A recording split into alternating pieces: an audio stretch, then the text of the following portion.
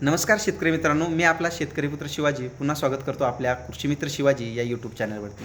शेतकरी मित्रांनो, जर आपण आपल्या चॅनलवरती नवीन असाल आणि आपण मिरची उत्पादक शेतकरी असाल तर सर्वात अगोदर आपल्या यूट्यूब चॅनलला सबस्क्राईब करून घ्यायचं आहे, जेणेकरून अशीच शेतीविषयक माहितीची व्हिडिओ आपल्यापर्यंत लवकरात लवकर येईल. तर शेतकरी मित्रांनो, आपण या व्हिडिओच्या माध्यमातून आज जाणून घेणार आहोत की मिरची पिकाला पहिलं खत कोणतं द्यावं.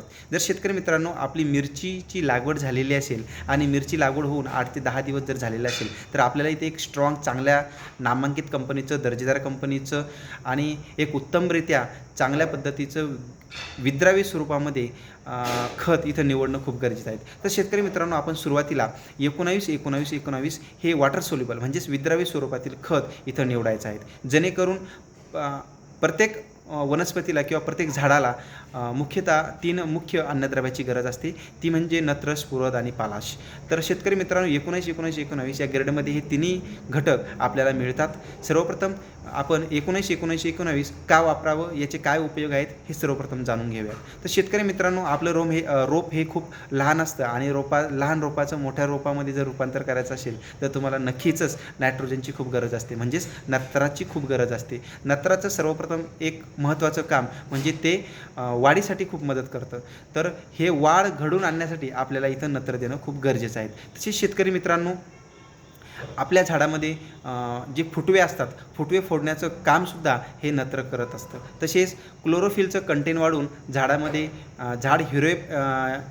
झाडामध्ये हिरवापणा टिकून ठेवणं, तसेच हिरवापणा वाढवणं हे नत्राचं काम आहे. तसेच शेतकरी मित्रांनो, दुसरा मुख्य अन्नद्रव्य जर विचारात घेतला आपण तर तो म्हणजे स्फुरद, त्यालाच आपण इंग्लिशमध्ये फॉस्फरस असे म्हणतो.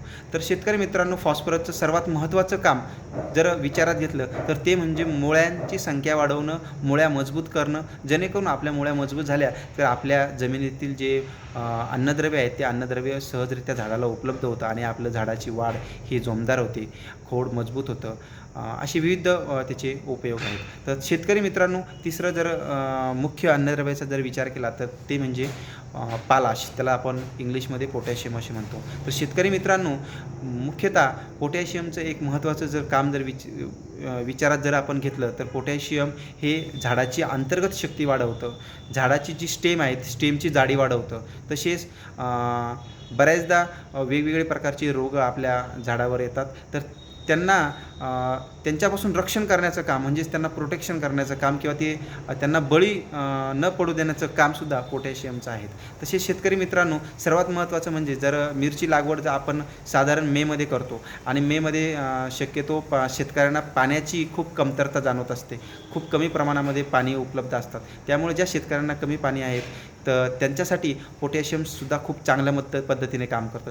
जेव्हा मिरची पिकांना पाण्याचा ताण पडतो तेव्हा पोटॅशियमचं सर्वात महत्त्वाचं काम म्हणजे आपल्या पानावरती बारीक बारीक छिद्र असतो, त्याला आपण स्टोमॅटा म्हणतो, ते स्टोमॅटा उघडझाप करण्याचं काम हे पोटॅशियमचं असतं. म्हणजे जेव्हा आपल्या झाडाला पाणी नसेल तेव्हा हे जे छिद्र असतात ते छिद्र झाड बंद करून घेतं आणि इव्हॅपोरेशन आपल्या पाण्याचं होत नाही आणि ते पाणी झाड आपल्या उपजीविकेसाठी वापरत असतं. म्हणून पोटॅशियम शेतकरी मित्रांनो स्टोमॅटा रेग्युलेशनसाठी म्हणजेच स्टोमॅटची उघडझाप करण्यासाठी खूप महत्त्वाचं आहे. म्हणून हे तिन्ही घटक आपल्याला फक्त एकाच खतामध्ये मिळतात, ते म्हणजे 19-19-19 या विद्राव्य स्वरूपामध्ये आपल्याला मिळतात. मार्केटमध्ये वेगवेगळ्या कंपनीचे वेगवेगळे खतं उपलब्ध आहेत, वेगवेगळ्या ग्रेडमध्ये खतं उपलब्ध आहेत, परंतु शेतकरी मित्रांनो आपल्याला 19-19-19 चांगल्या नामांकित कंपनीचं खत आपल्याला वापरायचं आहे. मी तुम्हाला सांगू इच्छितो की आपल्याला महाफीड या कंपनीचं 19-19 इथं वापरायचं आहे किंवा महाधन या कंपनीचं 19-19-19 आपल्याला तिथं वापरायचं, किंवा इफ्को या कंपनीचं 19-19-19 हे खत आपल्याला तिथं वापरायचं आहे. ह्या तिन्ही कंपन्या खूप नामांकित आहेत, त्यांचं ग्रेडसुद्धा खूप दर्जेदार आहेत आणि यांचे रिझल्टसुद्धा खूप चांगले आहेत. जर शेतकरी मित्रांनो आपणसुद्धा मिरची उत्पादक शेतकरी असाल तर आपल्याला सुरुवातीला या 3 कंपन्यांपैकी कोणत्याही एका कंपनीचं 19-19 तिथं वापरायचं आहे, जेणेकरून तुम्हाला याचे रिझल्ट्स चांगले येईल, तुमच्या झाडाची रोपाची वाढ ही उत्तमरित्या होईल आणि तुमचं झाड हे मजबूत बनेल. तर शेतकरी मित्रांनो, जर तुम्हीसुद्धा या विद्राव्य खताचा जर वापर केला असेल आणि तुम्हालासुद्धा जर याचे काही फायदे झालेले असेल तर आपल्याला नक्की तुम्हाला आपल्या कमेंट बॉक्समध्ये सांगायचे की तुम्हाला याचे काय फायदे झाले. आणि तसेच जर तुम्हाला काही समस्या असेल तर नक्की तुम्हाला कमेंट बॉक्समध्ये विचारायचे, जेणेकरून तुमच्या प्रश्नाचे उत्तरं आमच्याकडून देता येईल.